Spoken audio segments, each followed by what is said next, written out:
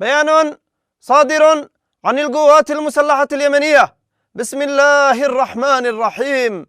قال تعالى: ولينصرن الله من ينصره إن الله لقوي عزيز. صدق الله العظيم.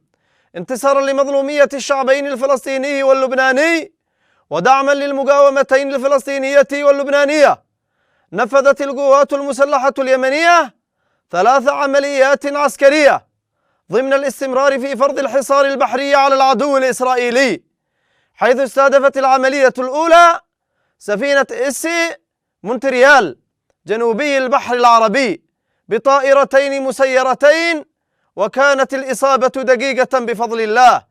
فيما استهدفت العملية الثانية سفينة ميرسك كولون في البحر العربي، وقد نفذت العملية بصاروخ مجنح محققا إصابة مباشرة بفضل الله.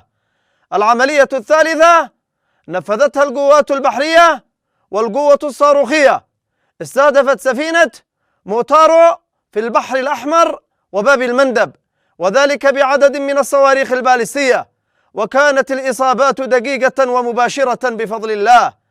وجاء استهداف السفن الثلاث لانتهاك الشركات المالكة لها قرار حظر الدخول إلى موانئ فلسطين المحتلة. إن القوات المسلحة اليمنية وهي تحيي انتصارات المقاومة الإسلامية في لبنان وصمود المقاومة الإسلامية في غزة، تؤكد استمرارها في فرض الحصار البحري على العدو الإسرائيلي، وكذلك تنفيذ عمليات الاستهداف بالصواريخ والطائرات المسيرة لكافة الأهداف التابعة للعدو الإسرائيلي في فلسطين المحتلة، وأن هذه العمليات لن تتوقف إلا بوقف العدوان ورفع الحصار عن غزة ووقف العدوان على لبنان.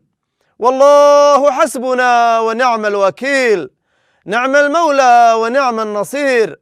عاش اليمن حرا عزيزا مستقلا، والنصر لليمن ولكل أحرار الأمة.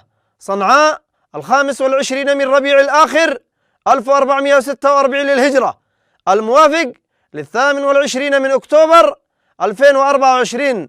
صادر عن القوات المسلحة اليمنية